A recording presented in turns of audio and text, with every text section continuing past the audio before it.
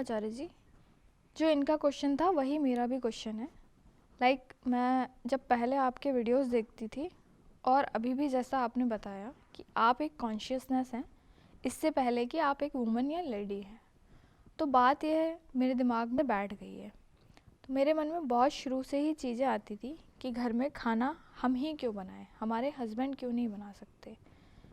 ऐसा है कि हम शुरू से ही देखते आए हैं कि घर में या फिर अपने इन लॉज के यहाँ जो घर का काम करती हैं वो औरतें ही करती हैं, और बाहर का काम जो है अगर जॉब भी कर रही हैं तब भी घर की सारी रिस्पॉन्सिबिलिटी उनकी ही होती है। मेरे साथ भी ऐसा ही था। मैं जॉब करती थी और सारी घर की रिस्पॉन्सिबिलिटी भी मेरी ही थी। जॉब मैंने इसलिए छोड़ी क्योंकि मुझे बर्डन लगता था, मुझे बाहर का भी करना पड़ता था और घर का भी करना पड़ता था। मैंने 4 साल पहले जॉब छोड़ी है, तो मेरे अंदर एक बहुत ज़्यादा अजीब सा डिप्रेशन आ गया है। फिर मैंने आपके वीडियोस देखना शुरू किए तो मुझे समझ में आया कि मे बी मेरे डिप्रेशन का एक ही रीज़न है, because of my not doing anything worthwhile. तो फिर उसके बाद मुझे लगने लगा कि मुझे कुछ तो ऐसा करना चाहिए जिससे मेरी लाइफ फ्रूटफुल हो, ऐसा लगे कि हाँ मैंने कुछ तो किया। और बेसिकली मुझे ऐसा लगता है कि प्रॉब्लम जॉब की भी नहीं है, क्योंकि जॉब तो मैं कर ही रही थी 4 साल पहले तक, बट हैप्पीनेस तो तब भी नहीं थी। तो मुझे ऐसा लगता है कि प्रॉब्लम वो एक केज की है, जिसमें हमें लगता है कि एक केज जो एक सिस्टम है उसमें घर में कि ठीक है आपको ये करना है, आपको ये कहना है, आपको ये करना है, फिर एडिशनल रिस्पॉन्सिबिलिटीज़। बहुत ऐसे इंसिडेंट्स हुए हैं जहाँ पर मुझे सुनना पड़ा है कि आपका कोई कंट्रीब्यूशन नहीं है घर में और आप कुछ भी नहीं कर रहे हो, आप यूज़लेस हो, और बहुत ज़्यादा फील होने लगा है। आई कैन डू इट, मैं अपना कर सकती हूँ, तो फिर मैं क्यों सुनूँ। देखिए, कुछ बहुत मूलभूत बातें हम समझते हैं। अगर आपसे कहा जाए कि दुनिया के लोग कैसे हैं, स्वार्थी या निस्वार्थ, दो में एक चुनिए। ठीक है कि अधिकांशतः बहुमत में आप किसको पाते हैं, स्वार्थी लोग हैं निस्वार्थ हैं, तो आप क्या बोलोगे तत्काल? स्वार्थी। तो जब दुनिया के लोग वैसे हैं तो हमारे घर परिवार के लोग भी तो वैसे ही हैं ना, दुनिया उन्हीं से तो बनी है। तो ऐसी फिर गलतफहमी पालने से कोई लाभ है क्या कि दुनिया में तो सब स्वार्थी हैं लेकिन मेरा ही घर विशेष है और यहाँ सब दूध के धुले निस्वार्थ लोग हैं? ऐसा तो नहीं होगा ना। दुनिया में अगर सब स्वार्थी हैं या अधिकांश लोग स्वार्थी हैं, तो कोई अगर किसी को 100 रुपये भी देगा, 100 रुपये भी देगा तो किसी मतलब से ही देगा ना, हाँ या ना? ऐसे ही तो नहीं। हम भीख भी देते हैं तो ये सोच के कि इससे हमें पुण्य मिल जाएगा, है ना। कोई किसी को 100 रुपये भी देगा तो किसी स्वार्थ से ही देगा। ये बात महिलाओं को समझ में क्यों नहीं आती है कि कोई भी अगर किसी को 100 रुपये भी देगा तो स्वार्थ से देगा। मैं लूप में घुमाना चाहता हूं इस बात को, सुनिए, 100 बार सुनिए। कोई अगर किसी को 100 रुपये भी देगा तो स्वार्थ से देगा। समझ में आ रहा है मैं क्या कह रहा हूं? आपको क्यों लगता है कि आप घर पर बैठी हुई हैं, कमा कोई और रहा है तो आपको यूं ही दे रहा है? भूलिएगा नहीं, संसार के लोग प्रेम से नहीं स्वार्थ से चलते हैं, और दुनिया के लोग प्रेमी नहीं हैं ये भी आप तत्काल मान लेंगी। लेकिन अपने अपने पारिवारिक संबंधों में सबको ही लगता है कि मेरे यहाँ तो प्रेम ही प्रेम का सावन है, बरस रहा है। 100 रुपये भी स्वार्थ में दिए जाते हैं, तो अगर 10,000 ले रहे हो किसी से, या 50,000 ले रहे हो और लाख रुपए ले रहे हो किसी से महीने का, तो वो निस्वार्थ देगा क्या? बस खत्म बात। बस वही है, छन से टूटा एक सपना। सबको ये लगता है नहीं, पर मेरा तो लव अफेयर है ना, वो मुझसे बहुत प्रेम करते हैं, वो मुझे स्वार्थ के लिए देते हैं, मुझे प्रेम के लिए देते हैं। अब ये होता है जब हम तथ्यों से संपर्क में नहीं रहते हैं, और महिलाओं में एक भावनात्मक रोमांटिक हवा महल खड़ा कर लेने की वृत्ति थोड़ी ज़्यादा होती है। भावनाओं में इतनी जीती हैं कि तथ्यों से एकदम दूर हो जाती हैं। हकीकत क्या उन्हें नहीं पता होता।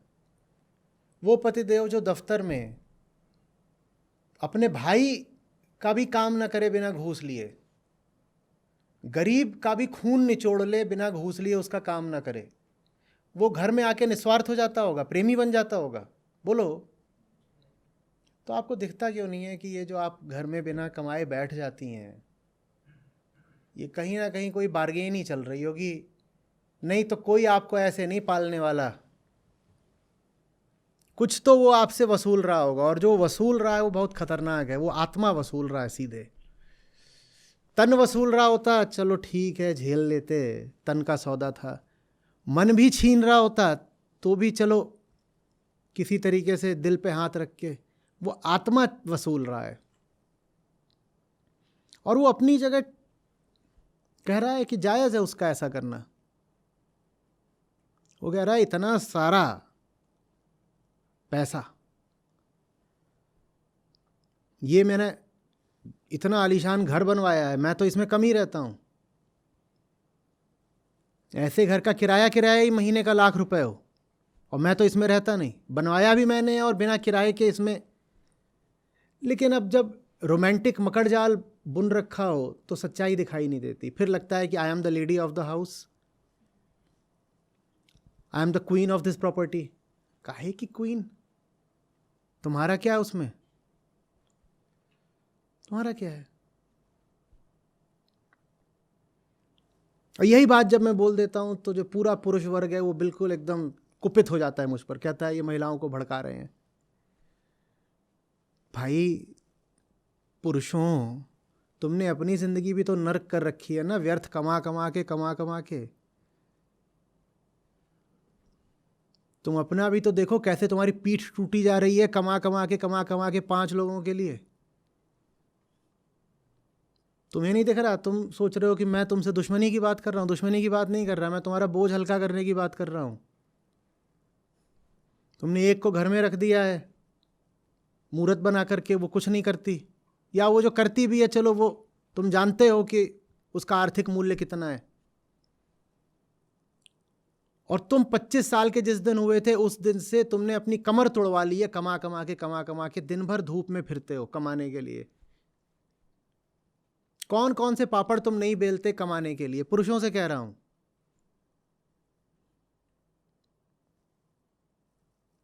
वही लड़का जो अपनी निजी जिंदगी में एक साधारण से कमरे में मस्त रहा करता था, जब तक शादी नहीं हुई थी, साधारण सा कमरा लेता था, उसमें अपना मस्त रहता था, वही अचानक जिम्मेदार बन जाता है लाखों कमाने का जिस दिन ब्याह कर लेता है। किसके लिए कमाना पड़ रहा है भाई इतना तुझे? तू खुद तो एक साधारण जिंदगी में भी कितना मस्त था। जो चीज़ें तुझे खुशी देती थी वो तो दूसरी थी। तुझे खुशी देता था यारों के साथ मटर गश्ती करना,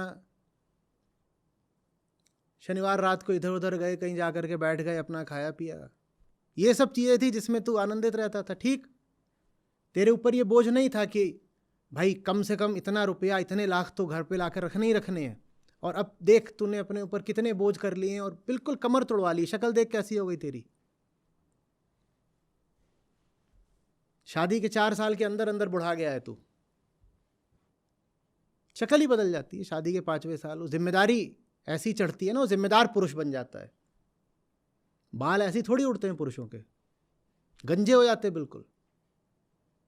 हंस रहे हैं देखो।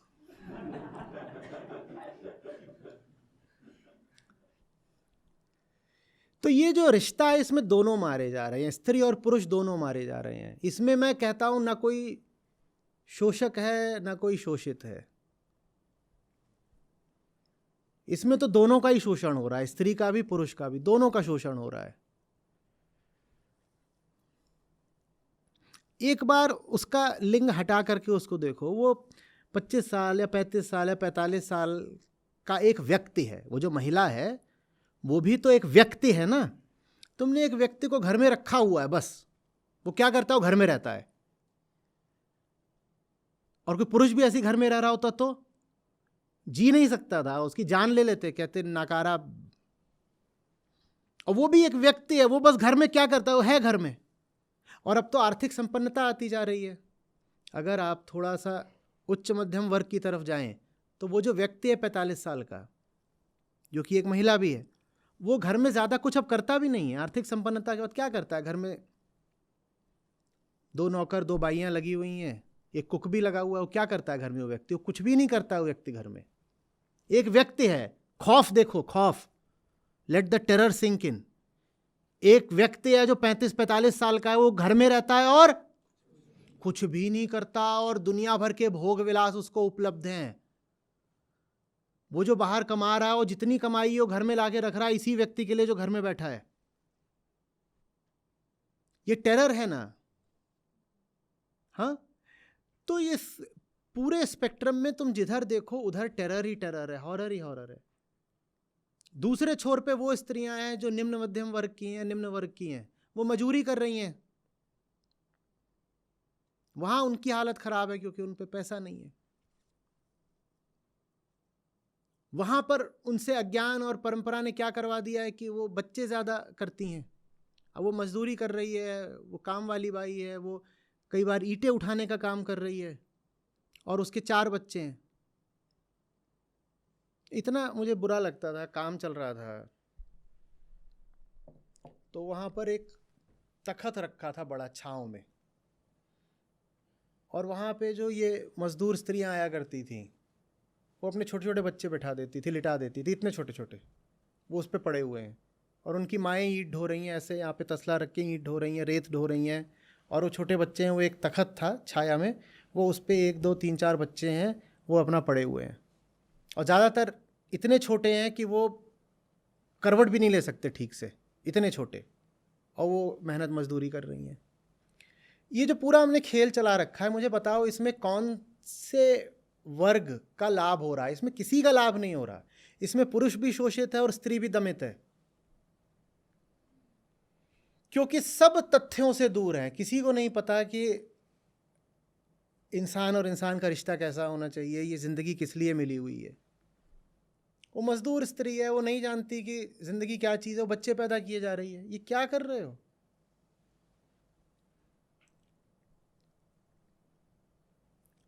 गरीबी जितनी ज़्यादा होती है, बर्थ रेट उतना ज़्यादा होता है। ये क्या कर रहे हो? अशिक्षा जितनी ज़्यादा होती है, बर्थ रेट उतना ज़्यादा होता है। क्या?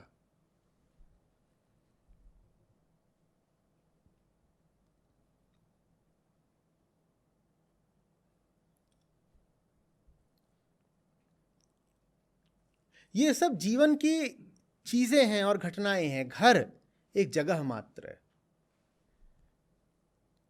आपको कोई पसंद आ गया, आपने विवाह कर लिया, वो एक घटना मात्र है, एक माइलस्टोन है, अधिक से अधिक एक पड़ाव है। आपको गर्भ हुआ, आपने संतान पैदा करी, वो भी एक घटना मात्र है। ये सब जीवन की घटनाएं हैं, ये जीवन नहीं है। जीवन चेतना की सतत यात्रा है, रोशनी की तरफ, बोध की और मुक्ति की तरफ, वो जीवन है। उस यात्रा में बीच बीच में ये सब होता रहता है।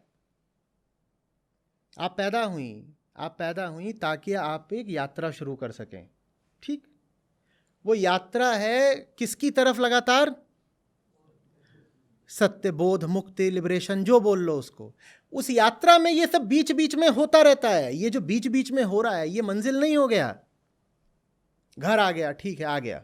कौन कह रहा है कि घर को आग लगा दो या घर छोड़ दो? पर वो ठीक है, बीच की चीज़ है। घर आ गया, बच्चा आ गया, पति आ गया, और चीज़ें हैं, वो सब आ गई। वो सब बीच बीच की चीज़ें हैं, यात्रा की बीच की चीज़ें। आप कहीं जाते हो, बीच में इतने ढाबे पड़ते हैं, पेट्रोल पंप पड़ते हैं, ये पड़ा वो पड़ा, वो सब आ गए बीच में। कई बार उसमें आदमी थोड़ी देर के लिए रुक भी जाता है, रुक जाता है ना। कई बार नाइट स्टे भी कर लेता है, कई बार फ्यूलिंग के लिए रुक जाता है। लेकिन थोड़ी देर को रुक सकते हो, सदा के लिए तो नहीं रुक सकते ना। उसी जगह को ये तो नहीं कह सकते ना कि यही मेरी मंजिल है। अब ये बात स्त्री पर भी लागू होती है, पुरुष पर भी लागू होती है। समझता कोई नहीं है। स्त्रियां तो एकदम ही नहीं समझना चाहती। अब कोई क्या करे?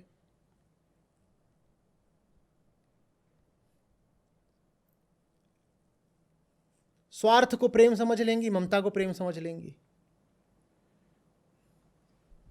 क्यों नहीं स्वीकार करते हो कि जिस पुरुष के साथ रिश्ता बनाते हो उसमें ज़्यादा से ज़्यादा हिस्सा तो शारीरिक स्वार्थ का ही होता है? क्यों नहीं? बड़ी शर्म आती है सबको ये मानने में, नहीं नहीं हमारा देह का थोड़ा ही रिश्ता है। अच्छा, देह का रिश्ता नहीं है तो किसी स्त्री से ही बना लिया होता। स्त्री से क्यों नहीं विवाह कर लेती? पुरुष से क्यों नहीं विवाह कर लेता? ये लव अफेयर ज़्यादातर या हमेशा ही लगभग ऑपोजिट जेंडर्स में ही क्यों होते हैं? क्यों बोलो? क्योंकि जो प्राइमरी कंडीशन है वो तो सेक्सुअल है ना, और बाकी चीज़ें कॉम्प्रोमाइज़ हो सकती हैं, बाकी चीज़ों पे आप एडजस्ट कर सकते हो। लड़कों से पूछो, अच्छा चलो लड़की नाटी है, चलेगा? हो सकता है वो मान ले, चलेगा। कहीं लड़की बहुत लंबी है, चलेगा? तो भी चलेगा। लड़की बहुत गोरी है, चलेगा? चलेगा। लड़की एकदम काली है, चलेगा? हो सकता है वो भी चलेगा। लड़की बहुत मोटी है, चलेगा? चलेगा। लड़की पढ़ी लिखी नहीं है, चलेगा? चलेगा। लड़की ही नहीं है, अब चलेगा? अब चलेगा क्या? लड़की पढ़ी लिखी नहीं है, चलेगा। लड़की सुंदर नहीं है, वो भी हो सकता है, चलेगा। लड़की अमीर नहीं है, वो भी हो सकता है, अब चलेगा। लड़की ही नहीं है, अब चलेगा। तो तुम्हें दिखता नहीं है कि प्राइमरी शर्त तो सेक्सुअल ही है, पागल। सेक्स को प्रेम समझ लेते हो, बच्चे के साथ ममता का रिश्ता होता है, ममत्व को भी प्रेम समझ लेते हो। और समझाने वालों ने, ऋषियों ने, ज्ञानियों ने कहा है कि प्रेम तो सिर्फ होना चाहिए उस आखिरी मंजिल की तरफ जिसके लिए पैदा हुए हो। उसके लिए हमारे पास कोई भाव ही नहीं है, उसके लिए कोई लगाव ही नहीं है। इधर उधर की बातों को प्रेम बोल रहे हो। जिससे प्रेम होना चाहिए था उसके लिए हमारे पास कोई भाव नहीं है, और इससे उससे कह देते हो इससे अटैचमेंट हो गया है, इससे मोह हो गया है, इससे ये हो गया, इससे वो हो गया, ये 50 चीज़ें, उन्हीं में उलझे रहते हो।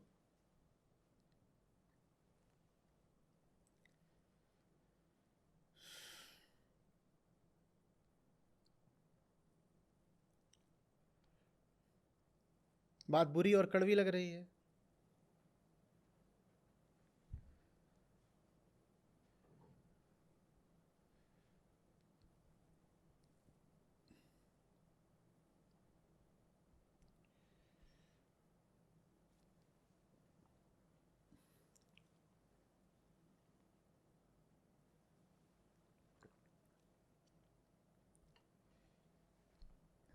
बता दीजिए।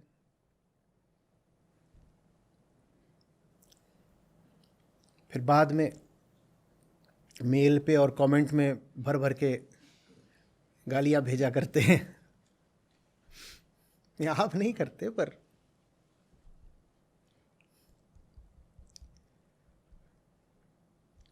इस बात में कोई आपत्ति लग रही है? लग रही है तो बताइए, क्या समस्या है? अच्छा, और पूछ रहा हूं मैं, चलो,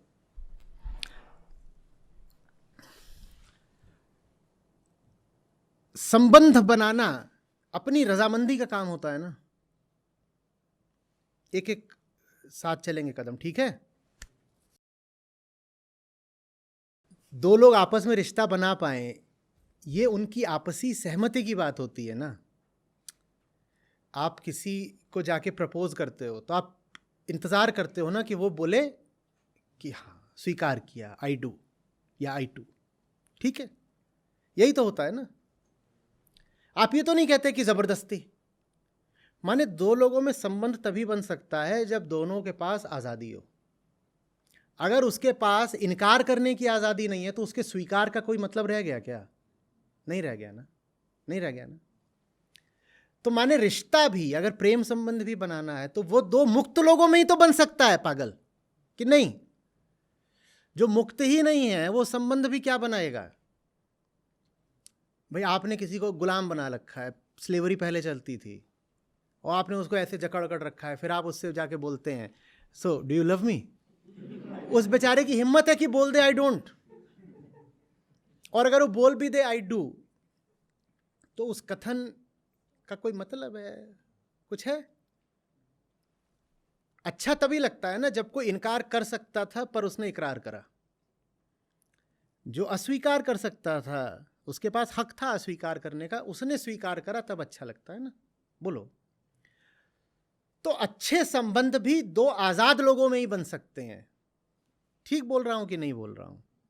एक दूसरे की आजादी छीन करके तुम क्या संबंध बनाओगे एक दूसरे से? अगर अच्छे संबंध भी दो आजाद लोगों में ही बन सकते हैं, तो एक दूसरे से आजादी छीन करके क्या रिश्ते बनाओगे और क्या रिश्ते रखते हो?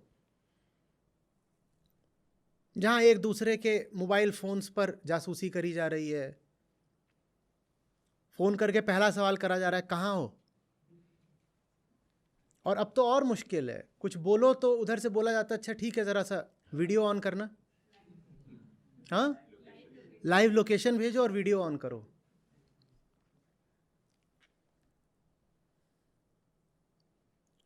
कोई रिश्ता बनेगा इसमें?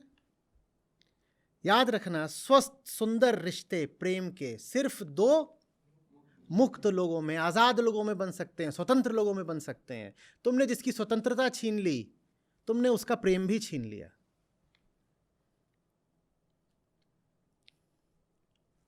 तो आपने अगर एक ऐसी व्यवस्था को सहमति दे दी है जिसमें एक आजाद अब रहेगा ही नहीं, तो दूसरा भी फिर आजाद नहीं रहेगा। क्योंकि मालूम है, जब आज़ादी जाती है ना तो दिल बहुत टूटता है, और जिसने आपकी आज़ादी छीनी है आप उसकी छीन लेते हो।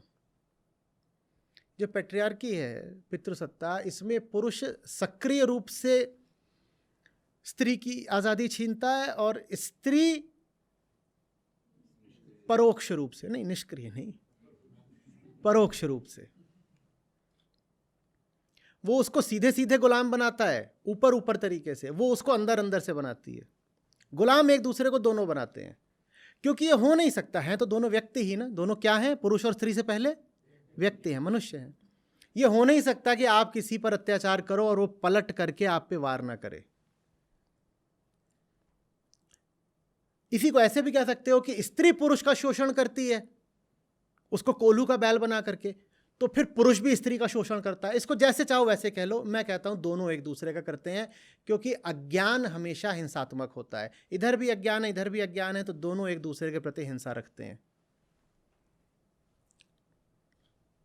आ रही बात समझ में? अगर ये सब बातें समझकर भी कोई स्टेप आउट करना चाहे तो क्या ये ठीक है? देखिए, स्टेप आउट इनटू व्हाट? आप एक स्तर पे होते हो, वहां से दोनों संभावनाएं खुलती हैं, ऊपर जाने की भी, नीचे जाने की भी। मेरे पास पुरुषों की शिकायत आ जाती है, बोलते हैं कि मैं पहले भी बाहर का काम करता था, ये घर पे रहती थी, कुछ घर का काम करती थी, और आपने जो क्रांतिकारी वक्तव्य दिए हैं उसके बाद से अब मैं बाहर का और घर का दोनों का काम करता हूं।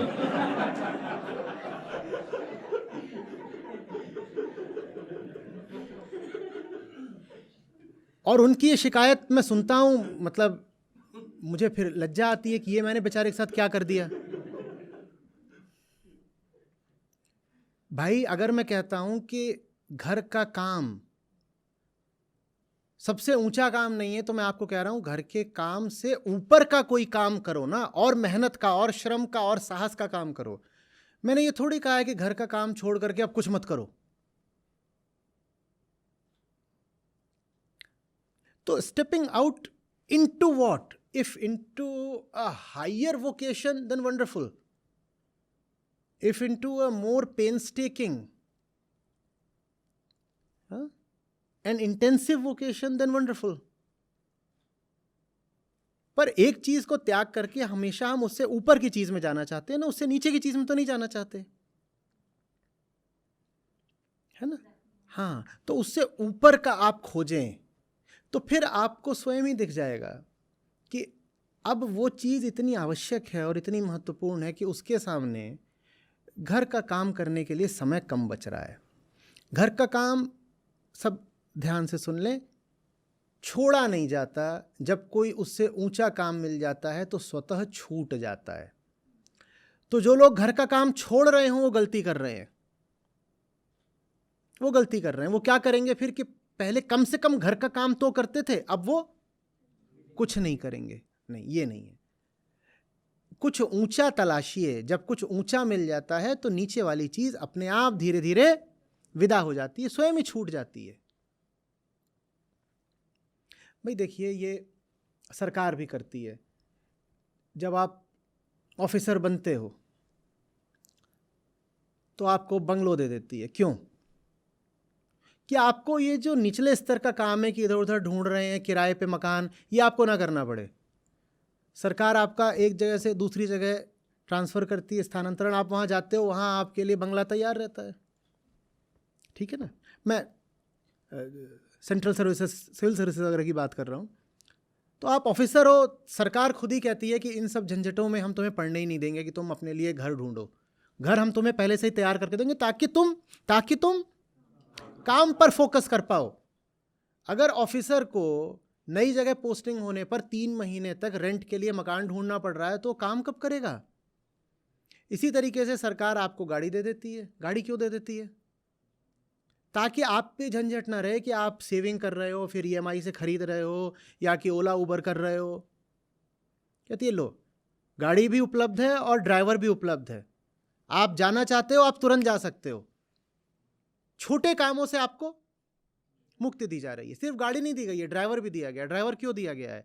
ताकि जब ड्राइवर गाड़ी चलाए तो ऑफिसर क्या करे? ऑफिसर काम करे, इसलिए ड्राइवर दिया गया है। साथ ही साथ आपको ऑर्डरलीज मिल जाते हैं, प्यून्स मिल जाते हैं। क्यों मिल जाते हैं? कि भाई अगर ऑफिसर को घर में झाड़ू लगाना पड़ेगा तो काम कब करेगा? वो ऑफिसर है, उसको जिम्मेदारी दी गई है, वो अपना काम करके आ रहा है, घर में आ रहा है, फिर बेचारा झाड़ू लगाएगा और खाना बनाएगा क्या?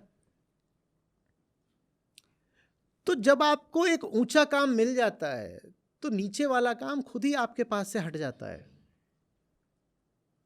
हाँ, आपकी अब मर्जी हो, अपनी रुचि के लिए, अपनी खुशी के लिए आप कहें कि मुझे गार्डनिंग करनी है, मैं ऑफिसर हूँ, मुझे गार्डनिंग करनी है, तो आप कर सकते हैं। आप कहें मैं ऑफिसर हूँ लेकिन मुझे आज अपनी पसंद का अपने हाथ से बनाना है, आप बना सकते हैं। वो आपकी रुचि की बात है, वो अलग चीज़ है।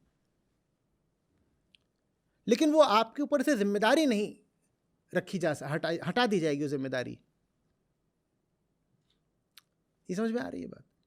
तो आप कहें कि मुझे फलाने काम से अब अपना हाथ पीछे खींचना है, उससे पहले ये भी आपको पूछना पड़ेगा कि मैंने ऊंचा काम कौन सा पकड़ा। ऊंचा काम पकड़िए, फिर निचले काम के लिए ना समय बचेगा ना ध्यान बचेगा, फिर अपने आप वो सम्यक विदाई होती है। ये ठीक हुआ। इतना ही नहीं, अगर घर वालों में थोड़ी भी बुद्धि होगी, सेंस होगी, तो फिर वो आपकी सहायता ही करेंगे। वो कहेंगे कि अब ये एक ऊंचे क्षेत्र में प्रवेश कर रही हैं, अब हम इनसे थोड़ी बोल रहे हैं कि जाओ चाय बना के लाओ, जाओ कपड़े क्यों नहीं धोए। उन सब कामों के लिए अब दूसरी व्यवस्था कर लेंगे। वो फिर घर वाले भी फिर सहायता करेंगे।